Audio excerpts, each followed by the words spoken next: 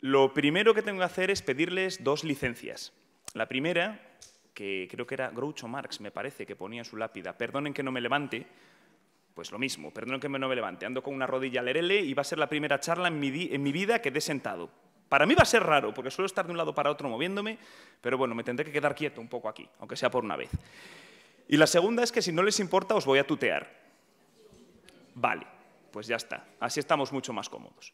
Bueno, pues como me han presentado, esta charla habla sobre dimorfismo sexual y cerebro. Yo trabajo como ha hecho mi presentadora, en un instituto de neurociencias, y trabajamos con sistema nervioso. Y dentro del sistema nervioso lo que se ha visto es que puede haber diferencias entre machos y hembras de las distintas especies. Y eso es el dimorfismo sexual. Diferencias entre machos y hembras de una especie. Y nosotros somos una especie animal, pues bueno, pues ahí está. Vamos a ver rasgos, características que puedan ser diferentes en hombres y mujeres dentro del cerebro. Quiero subrayar ya desde el principio una cosa: diferentes. Diferentes no implica ni mejor ni peor. Diferentes, ya está, no pasa nada, sino que aburrido, ¿verdad? Bueno, ya lo contaré al final de esta diapositiva. También meteré algún chascarrillo que otro, porque ya que estamos aquí por la tarde de Happening, pues habrá que decir alguna tontería o algún estereotipo, como el primero que os pongo aquí en la pantalla. Esto podría ser, buscando por internet el funcionamiento del cerebro de un hombre arriba. Se enciende y se apaga y ya. Y el funcionamiento del cerebro de una mujer, que bueno, requiere el libro de instrucciones. Esto que parece un estereotipo, y lo es, pero también tiene su intríngulis. Ya lo veremos. No es ni mejor ni peor, es distinto, punto. Vale. Pero antes de nada, antes de empezar a hablar de cerebros, tenemos que pensar qué entendemos por sexo. Y para esto no es más que en plan lo que tenemos dentro de los pantalones, no, sino que es bastante más complejo. Y en los medios de comunicación últimamente han salido imágenes como esta, por ejemplo, pues este autobús que dice: los niños tienen pene, las niñas tienen vulva, que no te engañen. Vale, esto es cierto, es verdad, pero no es tan sencillo. Por otra parte, también aparecen, pues, otra gran cantidad de diferentes tipos de sexo o identidad de género o cuestiones de género, etcétera, que en algunos sitios pueden llegar a entender, o sea, a definir hasta 31 identidades de género o hasta 112 distintos. Bueno, aquí el chascarrillo que tenía que poner, ¿no? Me sentí atrapado en un cuerpo de mujer hasta que nací. Bien. Esto se ha hecho muchos chascarrillos, quizás sea una versión completamente opuesta a la anterior, porque dentro de estos 112 o 150, he leído en algún sitio, géneros, se contemplan cosas como queer, que eso no es ni un género ni una identidad sexual, es un pasatiempo. Perdón, queer, drag queen, eso es un pasatiempo. Vale. Pero el problema es que estamos frivolizando todo esto. O sea, no es tan sencillo como decir que hay 2 sexos únicamente, ni es tan sencillo como decir que hay 112 géneros. No. Lo que tenemos que entender es que hay diferentes niveles de sexo. Y ahí es donde la cosa se complica. Ahí es donde se complica. Bien, 6 niveles de género, 6. Nada más y nada menos. Cromosómico, genético proteico, gonadal, fenotípico, psíquico y social. Vamos de lo más sencillo, aunque suenen palabras muy raras, a lo más complejo, y ya lo veremos. Vamos a repasar un poco, no os asustéis. ¿Vale? No os asustéis. ¿Sabéis lo que son los cromosomas? Vale, pues da gusto con vosotros, eso es. En cualquier caso, los cromosomas son todas aquellas largas cadenas de ADN que tenemos en nuestras células. Largas cadenas de ADN, pues bueno, dentro de un cromosoma como este hay muchos genes. Estupendo, muchos genes. Los genes codifican para cosas. ¿Para qué? Para todo. Color de ojos, color de pelo, que seamos altos, que seamos bajos, que seamos hombres, que seamos mujeres, etcétera, etcétera. ¿Cómo? Pues los genes se expresan, pasamos de una molécula de ADN a una molécula de ARN, que igual os suena y si no, no pasa nada, que se traduce a proteínas. Y las proteínas son las moléculas celulares que determinan el funcionamiento de las células y, en definitiva, el funcionamiento de un cuerpo. Para entendernos, es como si en nuestro núcleo celular todos nuestros cromosomas fuesen los libros de una biblioteca, ¿vale? Que dicen cómo hacer cosas. Esos libros sacamos una fotocopia, ARN, donde tenemos las instrucciones de hacer una cosa. Y luego hacemos esa cosa, las proteínas, que es lo que dan una función. ¿Se entiende ese símil? Vale, pues a partir de aquí va a ser muy fácil entender los primeros niveles. Está claro que un gen, cuando se expresa, cuando forma unas proteínas, determina el tipo de gónada que tenemos durante nuestro desarrollo embrionario, testículos u ovarios. Vale. Las gónadas secretan hormonas, hormonas sexuales, ya hasta incluso desde que estamos en el desarrollo embrionario, no solamente de adultos. Y estas hormonas sexuales son las que determinan una diferenciación sexual. Situados en el espacio y en el tiempo, pues vamos a ver esos 6 niveles. Primer nivel, sexo cromosómico. Aquí tenemos un cariotipo, ¿qué es eso? Esos son todos los cromosomas de un ser humano, de un hombre en concreto. Todos sabéis que hay 23 pares de cromosomas, ¿de acuerdo? 46, 23 pares. Pues el 23º par, fijaos que todos se llaman 1, 2, 3, hasta el 21, 22. El 23º par son los cromosomas sexuales, que se denominan como X e Y. En mamíferos, nosotros somos mamíferos. Aquí tenemos un cromosoma X, grandote, y un cromosoma Y, pequeño. Sí, ya voy haciendo spoiler. Las mujeres tenéis más información genética que nosotros. No me extraña que seáis más listas, pero bueno, eso es otra historia. Bien, como os digo, esto es un hombre pues porque tiene un cromosoma X y un cromosoma Y. Y aquí está un cromosoma X y un cromosoma Y. Pues en definitiva, que se tengan estos cromosomas determina que se sea hombre o mujer. Vamos a ver cómo. Los hombres, como os digo, tienen un cromosoma X y un cromosoma Y. Y las mujeres tienen 2 cromosomas X. Si no pongo la tontería me muero. En algunos sitios determinan un tercer sexo, que es el friki, que dicen que tiene el cromosoma XP. Esto es una chorrada, pero si no lo pongo me muero. Que son las 6 de la tarde, caramba. Bien, como os digo, mujeres, 2 cromosomas X. Hombres, un cromosoma X y un cromosoma Y. A la hora de formar gametos, óvulos o espermatozoides, las células de reproducción, ¿vale? Las mujeres solamente pueden formar un tipo de gameto, X. Y los hombres pueden formar 2 tipos de gametos, o X o Y.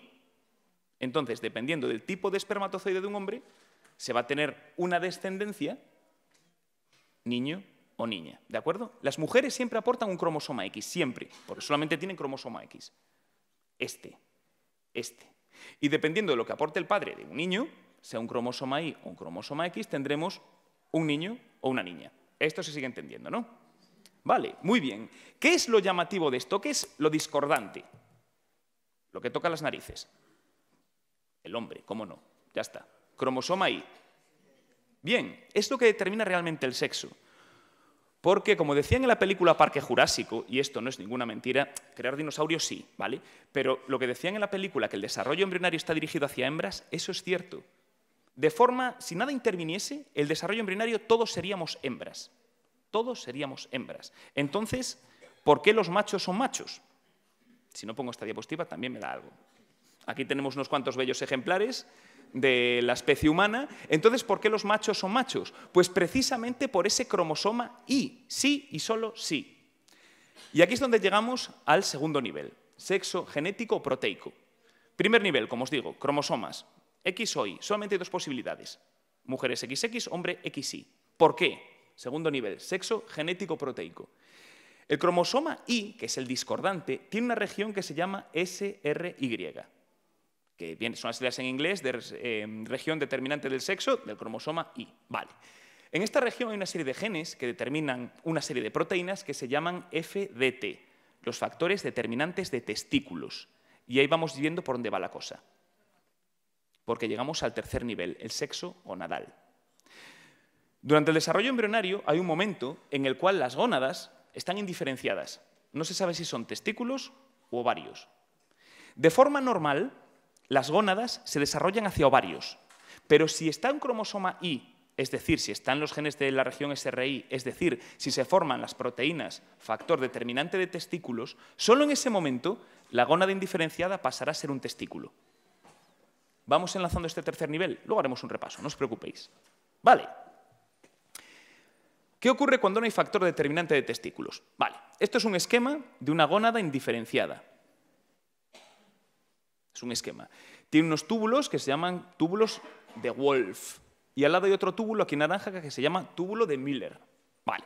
Si no hay cromosoma Y, si no hay factor determinante de testículos, el desarrollo de esto, como os digo, es el desarrollo por defecto.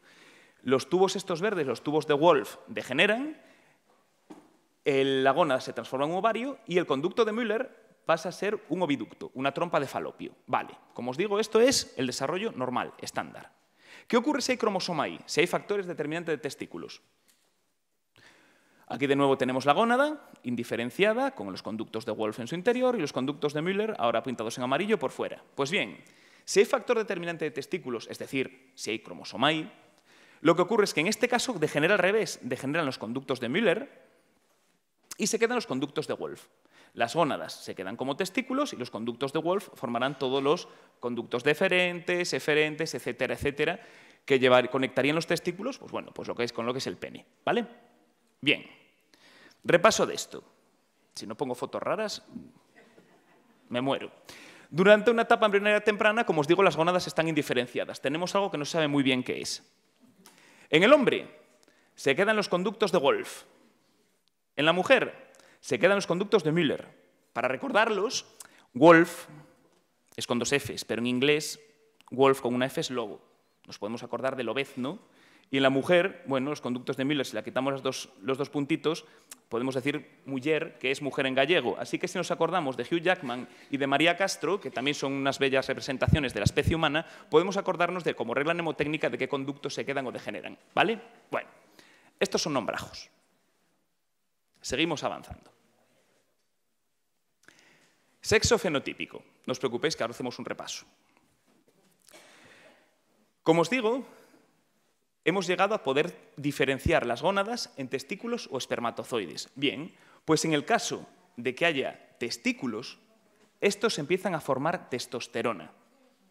Y esta testosterona es la que determina que los caracteres secundarios externos, genitales, tamaño corporal y cerebro, ahora hablaremos de ello, sean de un macho, de un niño.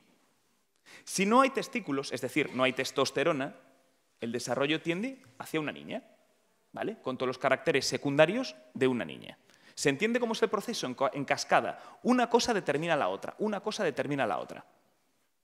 Ojo, sigo diciendo que lo determinante es la testosterona, porque todos, hombres y mujeres, tenemos hormonas femeninas que forman nuestras glándulas suprarrenales. También las mujeres tenéis hormonas masculinas, tenéis testosterona también de las glándulas suprarrenales, pero la proporción es muchísimo mayor. ¿Qué ocurre? Que si no tengo una gran producción de testosterona durante el desarrollo, pues tengo una niña, ¿vale? Bien. Hasta aquí hemos repasado los 4 primeros sexos: cromosómico, genético, proteico, gonadal y fenotípico. Nos quedan los difíciles: el sexo psíquico y el social. Vale, con estos 4 primeros sexos tenemos que plantearnos una cosa: ¿siempre son coincidentes?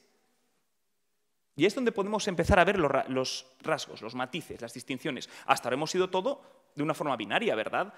¿Tengo cromosoma Y o no? ¿Tengo factor determinante de testículos o no? ¿Formo testículos o no? ¿Formo testosterona o no? ¿Verdad? Pero ahora la cosa se puede complicar.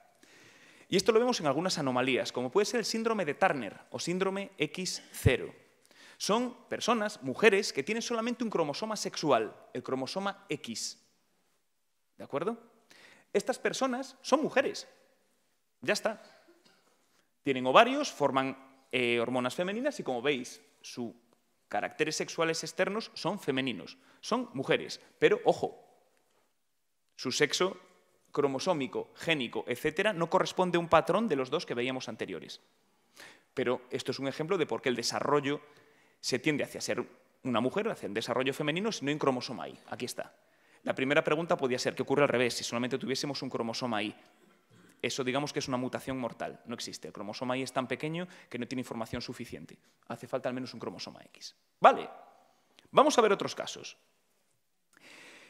Puede ser que tengamos un déficit de la 5-alfa reductasa. ¿Esto qué es? Bueno, esto es una enzima que lo que hace es transformar la testosterona en 5-alfa dihidrotestosterona. Estupendo. ¿Eso qué es? La forma funcional de la testosterona. O bien, puede ocurrir que tengamos un síndrome de insensibilidad a los andrógenos. ¿Esto qué quiere decir? Que aunque haya testosterona, esta no funciona, porque no se puede detectar. En estos 2 casos, bien que no se produzca la forma normal de testosterona, la forma activa, o bien que no se pueda detectar, tenemos casos como este. Síndrome de Klinefelter. Esto, síndrome de insensibilidad a los andrógenos. Esto que tenemos aquí, estos 2 casos, son hombres. Hombres, cromosómicamente hablando, genéticamente hablando, gonadalmente hablando, tienen testículos aquí, en la posición de los ovarios, e incluso hormonalmente hablando, están formando testosterona. ¿Qué ocurre? que esta testosterona no forma su forma activa o bien no se puede recibir. ¿Qué conseguimos? Caracteres sexuales externos femeninos. ¿Qué decimos? En este caso, ¿son hombres o mujeres? Fenotípicamente, lo que vemos nosotros, caramba, son mujeres. Pero cromosómicamente, gonadalmente, etcétera, todos los niveles anteriores son hombres. No es tan sencilla la cosa, ¿verdad? Y nos quedamos con los niveles fáciles. Otro ejemplo. Bien. Hiperplasia suprarrenal congénita. Estupendo. Los nombres son unos nombrajos, ni se os ocurra aprendéroslos. Las hormonas que tenemos en nuestro cuerpo se regulan unas a otras, ¿vale? Entonces, en nuestro cerebro hay una región, el eje hipotálamo-hipófisis, que forma una hormona, la ACTH, hormona activadora de la... es que estoy pensando en inglés. Hormona activadora de las glándulas suprarrenales, para entendernos, ¿vale? Esta hormona lo que hace es activar las glándulas suprarrenales para que produzcan sus propias hormonas. Entre otras, puede haber andrógenos, hormonas masculinas, o cortisol, que a todo eso sonará. De forma normal, el cortisol lo que hace es inhibir a la primera, como para decir, oye, estás produciendo mucha de esta hormona en el cerebro, estoy produciendo mucho cortisol, relájate y ten unos niveles controlados. Bien. El problema es que hay algunos déficits en los cuales no se forma cortisol. Al no formarse cortisol, este circuito de retroalimentación negativa no funciona. Es decir, no hay nada que le diga al cerebro, oye, no me produzcas más ACTH. Entonces el cerebro sigue produciendo mucha ACTH, que lo que hace es aumentar muchísimo la producción de andrógenos, hormonas masculinas, en las glándulas suprarrenales, ojo, de una forma anómala. En algunos casos también puede ocurrir otros casos de como puede ser tumores, etcétera, que se produzcan muchas hormonas masculinas en exceso, en estas glándulas suprarrenales. En cualquier caso, en machos esto provoca una pubertad precoz y en hembras una virilización. Ahora veremos ejemplos. Como os digo, también estos trastornos, por decirlo de alguna manera, del desarrollo que tiende más hacia ser macho, pueden producirse por otras cosas. Como os digo, tumores que se produzcan en las glándulas suprarrenales que hagan que se produzca mucha testosterona, ¿vale? Muchos andrógenos en estas glándulas suprarrenales, o bien que la madre durante el embarazo consuma muchas hormonas masculinas. Puede ser. Muchas, pero eso es una cosa de un suplemento a lo bestia, ¿no? Que nos digan, no, es que el pollo tiene hormonas, eso no pasa nada, ¿vale? Pues esto es lo que ocurre. Esto es un niño de 18 meses y ahí lo tenéis, hecho un jabato. Con bigote, con pelo por todos los lados, etcétera. ¿Por qué? Esto es una pubertad precoz, tiene un exceso de testosterona. Y estos son los genitales de una persona que podríamos decir que es hermafrodita. Es una hembra, pero que por un exceso de producción de testosterona, como en el caso anterior, pues tenemos unos genitales externos que son una mezcla entre los dos. Es raro este síndrome, estos dos síndromes son raros, pero ahí están. Un ejemplo más de que todos estos niveles no son tan sencillos. Esto es un repaso de todo lo que hemos visto. Bien. Como os digo, según los cromosomas que tengamos, tenemos unos determinados genes. Mujeres, cromosomas XX, hombres, cromosomas XY. El cromosoma Y, nivel cromosómico, es el que determina que seamos machos. ¿Por qué? Porque tiene unos genes, nivel génico o proteico, que forman las proteínas se denominan factor determinante de testículos, que hace que las gónadas se diferencien en testículos, sexo gonadal. Las gónadas forman hormonas sexuales, en el caso de hombre, testosterona, lo cual que hace que en el caso de los órganos genitales o de las características externas sean de hombre. Esto sí, cromosoma Y. Si no hay cromosoma Y, todo lo demás pasa hacia mujer. Como os digo, son los 4 primeros niveles. ¿Pero qué ocurre con los 2 últimos? Vale, aquí tenemos el sexo psíquico y el sexo social, donde puede haber cambios en el cerebro que influyan en muchas cosas, entre las que se encuentra la orientación sexual, entre otras. Y vamos a ver qué son estos 2 niveles. Aquí tendríamos, si queréis, en estos colores un poco de arco iris, todos estos niveles que os acabo de contar. El cerebro, como cualquier otra parte del cuerpo, se ve influida por las hormonas que tenemos, la expresión de determinados genes, y hace que funcione de una forma o de otra. Y eso hace que el cerebro funcione de una manera o de otra. En este sentido es donde llegaríamos a este 5.º nivel, a este nivel de sexo psíquico, que podríamos hablar sobre la orientación sexual, es decir, que nos gustan personas del mismo sexo o personas de sexo contrario. Incluso podríamos ver que hay diferencias morfológicas en el cerebro entre personas homosexuales y heterosexuales. Discutidas, luego hablaremos de ello, no os preocupéis, ¿vale? Tampoco pasa nada, como os digo, ser diferentes no es ni mejor ni peor, es maravilloso, es diferentes, punto. Bien, y luego tendríamos el último nivel, que es el sexo social, que es todavía mucho más difícil de definir y que vamos a ver unos ejemplos ahora mismo. Y los vamos a ver con esta familia que todos conocemos. Los Simpson. Bien. Relación entre padres, hijos, madres, hijas, padres, hijas y madres, hijos no tiene nada que ver. ¿A que no? Relación entre padre e hijo, relación entre personas del mismo sexo. Bueno, hay como mucha afinidad, pues bueno, pues sí, son del mismo sexo, pues comparten aficiones, comparten gustos, dentro de los hombres hacemos el bobo, lo que queremos y más, etcétera, etcétera, y también hay cierto nivel de exigencia. Entre mujeres, madre e hija, lo mismo. También se comparten gustos, aficiones, se comparten afinidades, etcétera, etcétera, pero también hay un cierto nivel mayor de exigencia. ¿Qué pasa si mezclamos los sexos? Relación entre madre e hijo. Mi hijo es tonto. Mi hija es mujer y se sabe defender ella solita, pero mi hijo, ay, mi hijo, es que es tonto, pobrecito mío. Bueno, aquí tenemos un ejemplo que todos conocemos y no hace falta explicar nada más, ¿verdad? Y al revés, relación padre-hija, a mi hija que no la toque ni el aire. Sí o sí. Pues aquí podemos vislumbrar un poquito cuál es sexto nivel de sexo, este sexo social, que es una especie de aquellos papeles que se supone que por sociedad debemos representar hombres o mujeres. Claro, ¿por qué es tan difícil? Porque este nivel es independiente de todos los niveles anteriores, incluso del nivel del sexo psíquico, porque da igual que una persona sea homosexual que heterosexual, que puede tener cambios en este sexo social, y también depende de la cultura.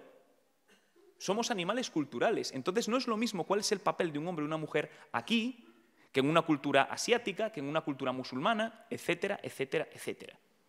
Y somos animales sociales, o sea que eso está ahí, no es ni mejor ni peor, es. ¿De acuerdo? Como veis, no es tan sencillo. Bien, vamos a ver ahora algunas curiosidades de este dimorfismo sexual, ya entramos en materia como tal, donde tenemos estas diferencias entre hombres y mujeres. ¿Es cierto o no? Pues sí, aquí está. Hemos visto estos diferentes niveles de sexo, ¿no? Hemos dicho que según la influencia que tengamos de hormonas, bien de testículos en hombres, bien de ovarios en mujeres, según si formen andrógenos o estrógenos, estas hormonas influyen en nuestro cuerpo. Influyen en nuestro cuerpo en todos los niveles, como os digo, caracteres sexuales externos, más grandes, más pequeños, con genitales de un tipo, de otro, con barba, sin barba, ¿vale? Pero también influyen, como os digo, en el cerebro. Y hay particularidades distintas entre el cerebro del hombre y el cerebro de la mujer. Vamos a empezar. Un primer análisis de estas diferencias en el cerebro se ve, por ejemplo, en roedores. Los roedores, ratas y ratones, las hembras, tienen lo que se llama un útero bicorne. ¿Eso qué es? Esto. Esto es un útero de rata. Los úteros de los seres humanos, de mujeres, son como una pera, una cosa redondita. Los de las ratas o ratonas son como con dos cuernecillos, ¿vale? Tienen forma como de una Y. Como una Y. Vale. ¿Qué quiere decir? Que los embriones en ratas y ratones, que como sabéis son muchos, tienen muchas descendencias, muchas crías, se van colocando unos detrás de otro, pim, pim, pim, pim, pim, pim, en estos dos cuernos. Vale. Al estar unos detrás de otros, dentro de ratas y ratones se distinguen tres tipos de hembras. Hembras 2M, hembras 1M y hembras 0M. Dependiendo de si el embrión de hembra en cuestión tiene a sus dos lados dos embriones de machos, un macho y una hembra, o dos hembras a los dos lados, ningún macho. ¿Se entiende, no? Porque están alineados. ¿Sí? Vale. Pues fijaos, la poca cantidad de testosterona, de andrógenos, de hormonas sexuales masculinas que formen sus hermanitos durante el desarrollo embrionario, son ratas y ratones, son pequeñísimos. La poca cantidad de testosterona que formen estos embriones que están al lado de una hembra, bien a un lado, bien a los dos, influyen en el desarrollo del cerebro de esta hembra. De tal forma que las hembras 2M, expuestas a más testosterona por sus dos hermanitos a los dos lados, son más agresivas que las hembras 1M, expuestas a testosterona solo por un lado, y a su vez más agresivas que las hembras 0M, que no han tenido exposición a testosterona. Eso solo con relación a agresividad. Estamos hablando de ratas y ratones, pero eso se comprueba. De influencia de las hormonas sexuales en el cerebro.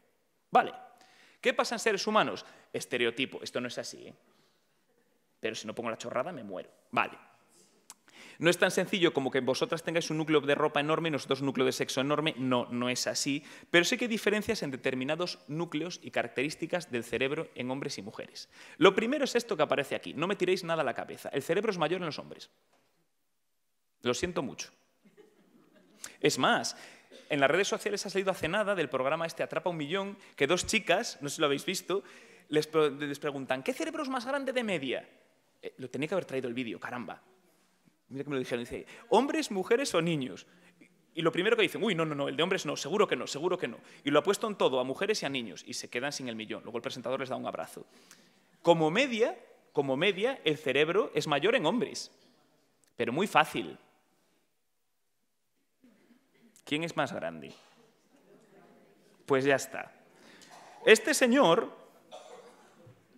Arnold Schwarzenegger, pero hay muchos señores tan grandotes como este, tiene un tamaño corporal más grande y unos músculos mucho más grandes que esta señora Lucy Liu, que es bastante pequeñita. Pues así de claro, si hay más zonas del cuerpo que controlar, el cerebro es un poco más grande. Ya está. ¿Qué cerebro es más grande? El nuestro, el de un elefante. El de un elefante, pues eso mismo. La cuestión es, ¿cuál es más grande en proporción, el de hombres y mujeres? Ninguno es más grande. Son iguales. En proporción son iguales. En general, más de hombres, pero porque somos más grandes. Por supuesto, me viene ahora aquí una mujer de 2,10 metros y tiene un cerebro más grande que el mío. Claro, porque es más grande que yo. Claro, ya está. ¿Vale? Más cositas. Aquí tenemos ya una serie de núcleos cerebrales en los cuales unos son más grandes en el hombre que en la mujer, otros son más grandes en la mujer que en el hombre, otros tienen diferencias de forma, y no vamos a ver ninguno de estos núcleos porque nos podemos morir del asco, me veis la cara que pone el pobre Homer, pero sí que vamos a hablar de la simetría. El cerebro de los hombres es más asimétrico que el cerebro de las mujeres, ¿vale? Ni se os ocurre aprenderos ninguno de estos nombres. Como os digo, unos son más grandes en hombres, otros más en mujeres y otros tienen forma distinta. Stop, diferencias, ni mejor ni peor, diferente, punto. Vamos a ver qué es esto de la simetría. Como sabéis, el cerebro de los seres humanos es relativamente, y subrayo, relativamente asimétrico. Esto es una imagen de Mercedes-Benz, no sé por dónde está, pero bueno, simplemente es una imagen bonita. Durante toda la vida se ha dicho que el cerebro izquierdo es más calculador y el cerebro derecho es más artístico. Esto realmente no es así, ¿de acuerdo? Realmente no es así, no es tan sencillo. Simplemente es que hay funciones que están más representadas en el cerebro izquierdo y otras funciones que están más representadas en el cerebro derecho, ¿vale? Por ejemplo, cosas de cálculo es más en el izquierdo que en el derecho, pero no es tan tajante. Pero para entendernos nos vale esto, ¿no? Hay cierta asimetría. Vale. Si hacemos pruebas, por ejemplo, de resonancia magnética funcional, podemos saber qué zonas del cerebro están activas dependiendo de una determinada tarea, ¿no? Esto es una imagen típica pues, de un cerebro según uno de estos tipos de resonancia y vemos que está activa esta región, estas de aquí delante, en diferentes posiciones. Esto lo habréis visto seguramente en la televisión, ¿no? Vale. Pues el funcionamiento del cerebro en este caso es diferente en hombres y en mujeres. Aquí tenemos, por ejemplo, lo que ocurre en un hombre ante una determinada tarea. Como veis, está todo más hacia este lado, hacia la derecha, y muy poquito hacia la izquierda. Ante la misma tarea en una mujer, fijaos, en la izquierda y en la derecha, en la izquierda y en la derecha, está como más esparcido por todo el cerebro. Para entendernos, según el ejemplo tan sencillito que vimos antes, si nos ponemos a hacer un sudoku, que se supone que es de cálculo total, a nosotros solo se nos enciende la parte izquierda del cerebro. A vosotras la parte izquierda, pero también un poco la derecha. Si estamos escuchando la sonata de Wagner de no sé qué, algo más artístico, a nosotros solamente se nos enciende la parte derecha del cerebro. A vosotras la parte derecha del cerebro, pero también un poco la parte izquierda. ¿Se entiende, no? Y entended esto de encender, apagar y con estos dos ejemplos, que no es tan sencillo, solo un ejemplo para que lo entendamos. ¿Qué quiere decir esto? Que nosotros somos un poco más encasillados, hasta aquí. Y vosotras, pues más multitarea, para entenderos, como más relación entre unos sitios y otros. Y esto explica muchos comportamientos que tenemos a lo largo del día, ¿eh? No son tantos estereotipos, es la realidad. Bien, y esto se debe precisamente a las conexiones del cerebro. En los hombres, las conexiones son más dentro de cada hemisferio, también entre los dos, desde luego, pero son más abundantes las conexiones dentro de cada hemisferio. En vosotras, además de las conexiones dentro de cada hemisferio, son tremendamente abundantes las conexiones entre los dos hemisferios. Hay una parte del cerebro que aparecía en la diapositiva anterior, que se llama cuerpo calloso, que es la que conecta los dos hemisferios. Muchos de los núcleos y los tractos del cuerpo calloso están más desarrollados en vosotras y así se consigue esta mayor conectividad. ¿De acuerdo? Como os digo, volvemos a los estereotipos. Nosotros nos quedamos ahí. ¿Pero qué haces? ¿Pero no puedes pensar en otra cosa? No, no me da la cabeza. No, hija, no. Y vosotras estáis a 70 cosas a la vez al día. ¿Cómo lo podéis hacer? Es impresionante. Yo no sé si es bueno o es malo, porque al final os volvéis locas. Pero al menos la capacidad la tenéis, cosa que nosotros no. Bueno, no es ni bueno ni malo. Por eso se dice que en general, subrayo, en general, esto no es tajante y hay cierta controversia, hay determinadas actividades que se nos dan mejor a nosotros y determinadas actividades que se os dan mejor a vosotras. En general, cuidado. Entonces, en general, subrayo, vosotras tenéis una mayor fluidez verbal, una mayor velocidad de percepción, hacéis mejor los cálculos aritméticos, tenéis más precisión para tareas manuales. También es cierto que tenéis las manos más finas y más pequeñas y esto ayuda. Nosotros somos más manazas. Y sois más multitarea, lo pongo entre comillas, pues por esta conectividad del cerebro. En nuestro caso, tendemos a tener una mejor relación de análisis espaciales, la forma de sitios, tal, leer mapas, bla, bla, bla. Razonamiento matemático. Ojo, no es que seamos mejores en matemáticas. No, no, no. En general, parece que los razonamientos nos dan mejores a nosotros, pero a vosotras mejor el cálculo. Las matemáticas son muy amplias. Y repito que en general. Tendemos a ser mejores en habilidades motoras dirigidas a un objetivo y en concentración. Pues lo que os decía antes, si nos centramos en una cosa, no nos dispersamos. Pero vosotras podéis hacer más cosas a la vez. Como digo, esto es en general. En general. No, es que las mujeres no saben leer mapas. Mentira. Los podéis leer tan bien como nosotros. En general, se tiende... Parece que el cerebro funciona mejor en relaciones espaciales a de los hombres que de las mujeres. Y esto lo matizaré al final. Cuidado. Por eso os digo que hay cierta controversia. Bien. Esto es otro estereotipo, pero es que es verdad. Os fijáis en más detalles, en muchos más. Saludo entre chicos, hola, y no nos da la cabeza para más. No nos da. A mi mujer me dice un día que había quedado con todos mis amigos que un fin de semana por ahí. ¿Y de qué hablaste? No sé. ¿Pero de algo hablaríais? Pues sí, estuvimos todo el rato juntos, ¿no? Tal, bueno, sí. Oye, ¿en qué trabaja tu amigo fulanito? No sé. ¿Pero cómo no sabes en qué trabaja tu amigo? ¿Lleváis 2 días juntos?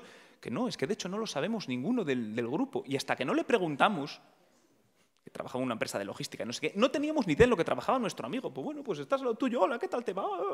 ¿Hace cuánto tiempo? Y ni idea en lo que trabajaba. A vosotras nos pasa eso. Nos pasa. Jolín, qué capacidad de análisis. Pues bueno, pues ya está, no llegamos. Ni mejor ni peor, distinto. Vale. ¿Veis más colores?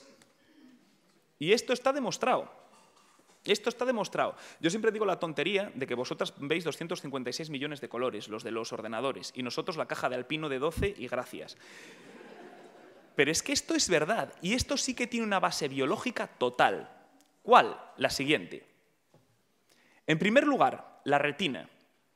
En la retina tenemos unas células que se llaman fotorreceptores, ¿vale? Hay 2 tipos, conos y bastones. Los bastones sirven para visión en blanco y negro, estupendo, y los conos para la visión en color. Y hay 3 tipos de conos, rojos, azules y verdes, como los puntitos de la televisión de antaño, como la definición de los colores de cualquier tipo de ordenador, rojo, verde y azul. En función de la combinación de estos colores, vemos todos los colores del mundo. Bien, pues vosotras tenéis más conos y además mejor situados en esta región, en el medio de la retina, una región que se llama fóvea, que es la zona de mayor agudeza visual, ¿vale? Vosotras tenéis una mayor proporción, especialmente aquí, una mayor proporción de conos, más conos y mejor situados. Por ello, veis mejor. Y es que, además, hay algunas personas que no solamente tienen 3 tipos de conos. Como os digo, hay de 3 colores en general, rojo, verde y azul. Las personas que tienen 3 tipos de conos se llaman tricrómatas, ven 3 tipos de colores. Vale. Y se piensa que distinguen alrededor de 1 millón de colores. Pero hay algunas personas, solo mujeres, más de un 12%, que son tetracrómatas. Esto se ha descubierto hace nada. Tenéis, algunas de vosotras, un 12%, un 4º tipo de cono. También es un rojo un poco especial, que hace que os da una riqueza visual de color muchísimo mayor, hasta 100 millones de colores. Una riqueza a la que nosotros no podemos llegar porque no tenemos el 4º cono. ¿De acuerdo? Más conos, mejor situados. En un 12% de vosotras tenéis hasta un 4º tipo de conos y encima hacéis mejores relaciones entre los hemisferios, pues normal que veáis el verde junco y el verde botella y esas cosas. Yo veo verde claro y verde oscuro. El salmón se come, el salmón no es un color, dejadme en paz. Ya está. A que sí, vosotros. Decidme que sí, que no os me veo solo aquí. Bien, más cambios y que además sabemos de la vida diaria.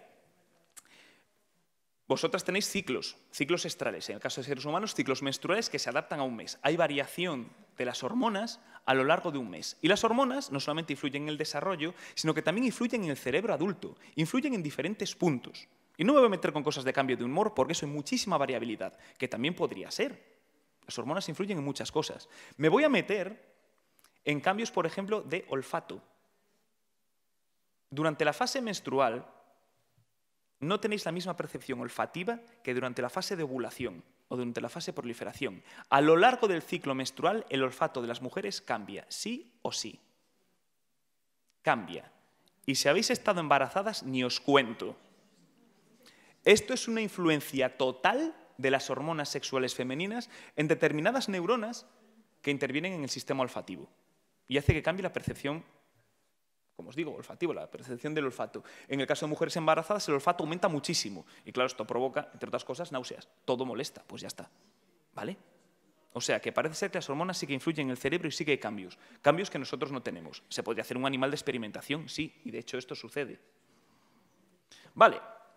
Vamos a ver un caso en ratones de cómo el mismo olor de este pobre macho influye en el comportamiento de las hembras. En este primer vídeo traigo un macho, que huele a macho de ratón, ya está.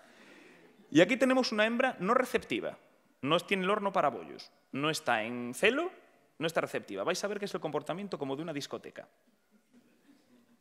Ahí viene el macho, pesado, va a olfatear la hembra con la pierna, quita, quita, quita, ahí me voy, va detrás el macho, quita, quita, qué pesado, quita, quita.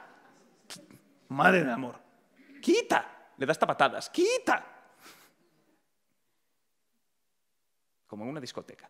Vale. Ponemos, este es un poco oscuro, pero creo que se ve. Ponemos al mismo macho con otra hembra. En este caso, esta hembra es una hembra recién parida. No están las crías aquí, pero esta hembra acaba de tener crías. Y el macho es un potencial agresor de esas crías. Atentos. Ahí viene el macho y fijaos la hembra. La hembra le muerde, le ataca, sigue atacando y el macho escapa, aunque sea más grande, ya veréis. La hembra detrás mordiéndole al macho y el macho escapa. Ahí vuelve la hembra, ya veréis. Es un potencial agresor, le muerde. Hay que sacar al macho de ahí, si no la hembra lo puede acabar matando en algunos casos. Y es el mismo macho, el pobre macho. Primero lo rechazan y luego le pegan, pobre chaval. Pero bueno, ahí está. Es el mismo olor que provoca comportamientos distintos. ¿Por qué? Por cambios en el cerebro, así de claro. Bien, vamos a cosas que están estudiadas por ahí, pero bueno, la cosa es un poquito más compleja y ya nos metemos en este sexto nivel que es difícil de identificar. Aquí os pongo la tontería esto del juego de ligar. Vale, pues hay gente que se le da mejor y hay gente que se le da peor. Entonces, bueno. La gran pregunta, ¿damos nosotros siempre el primer paso? Hoy por hoy da el primer paso todo el mundo, vale, lo cual está bien, porque caramba, si somos todos iguales, pues ya está, no hay ningún problema. Pero ha habido muchos estudios sociales donde sí que se supone que nosotros damos el primer paso, pero no, una vez más sois vosotras más listas. Vosotras hacéis que nosotros demos el primer paso, con una conducta que tiene un nombre horrible, que es conducta de solicitación. Se supone, estos son estudios de sociólogos, psicólogos y tal, ya os digo que es un terreno un poco farragoso y está cambiando la sociedad, entonces no es tan sencillo. Se supone que determinados gestos, miradas, actitudes, etcétera, etcétera, que nos hacen a nosotros, machitos, voy a ir allí, voy a darle, oye, vienes mucho por aquí, guapa. Entonces se supone que nosotros damos el primer paso, pero no, los dais vosotras, pero sois más listas. Y parece que los tontainos somos nosotros. Claro, vamos a los matices. A veces, como somos tan tontainos, vemos conductas de solicitación donde no las hay. Otro ejemplo tonto. Ahí está mi vecina al quinto B, la tengo loca. Y ahí tenéis la pobre vecina, ya está el subnormal este aquí. Perdón por la expresión. ¿Vale? Por eso digo que no es tan sencillo. ¿Y dónde está eso de que nosotros veamos cosas donde no las hay? Esto también en estudios sociológicos, de percepción. Nosotros somos mucho más optimistas y aunque estemos hechos unos alfeñiques, nos vemos, estoy como Terminator. Y a vosotros pasa al revés, podéis estar estupendas, es que mira lo que me sale por aquí, si no te sale nada, pues sí me sale, que no. Y eso sí que hay estudios, como os digo, de percepción, tanto del propio cuerpo como del optimismo. Tendemos a ser más optimistas, más tontainos, más bobalicones nosotros que vosotras. También vivimos más felices, ni mejor ni peor, distinto. Vale. Pero ojo, que esto también puede pasar al revés. Vale. Esto es una tarea, y voy acabando, que se llama Stroop emocional. Os invito a que la hagáis. Se trata de que digáis lo más rápido posible el color en el que están estas letras. No lo que pone, es decir, tendría que decir amarillo, verde, rojo, amarillo, azul, amarillo. Intentadlo, pero vocalizadlo. Venga, más rápido, más rápido, más. ¿A que no es fácil? No es fácil, ¿eh? Vale.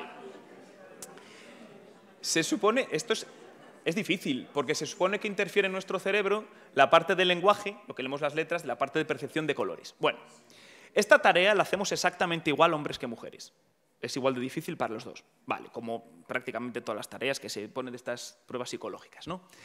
Pero esta tarea muchas veces se utiliza como señuelo. ¿Señuelo para qué? Pues para otras tareas. Bien, se hizo un experimento en el cual pues, a un grupo de hombres y a un grupo de mujeres les presentaban esta tarea. Vale. A la mitad de las mujeres les dijeron, oye, esto forma parte de una investigación que está liderada por un hombre, Daniel no sé qué. Vale. Y a la otra mitad de las mujeres dijeron, esto es una prueba liderada por una mujer, no sé qué, Daniela no sé qué. Vale. Pues las mujeres, tanto el grupo que les dijeron que quien investigaba esto se llamaba Daniel, como que le dijeron que se llamaba Daniela, lo hicieron exactamente igual. Bien, ¿qué pasa en los hombres? Hubo cambios. Al grupo de hombres al que le dijeron, oye, que esto es una investigación y que la está liderando un tal Daniel, pues lo hicieron igual de bien que los dos grupos de mujeres. Al grupo de hombres al que le dijeron, oye, que esto es una tarea de investigación que lo lidera una tal Daniela, lo hicieron significativamente peor que los otros hombres y que las mujeres. ¿Por qué? Porque me está mirando una mujer, oh Dios mío, lo tengo que hacer bien, que soy un macho alfa, ¿cómo puedo fallar? Se pone nervioso y lo hace peor. Y ni Daniel ni Daniela, era toda una mentira. Y la paranoia que se montaron en la cabeza ese grupo de hombres hizo que hiciesen esta tarea directamente peor que el resto de grupos experimentales. Lo milagroso es que los hombres estemos vivos, porque esto es una tarea boba con condiciones de laboratorio, pero estamos todo el día pues interactuando con mujeres en una situación o en otra. Entonces, madre mía, si esto lo hacemos mal, que es una bobada y ni siquiera sabemos quién nos mira, pues cuando sabemos que nos mira, ¿cómo? ¿Vale?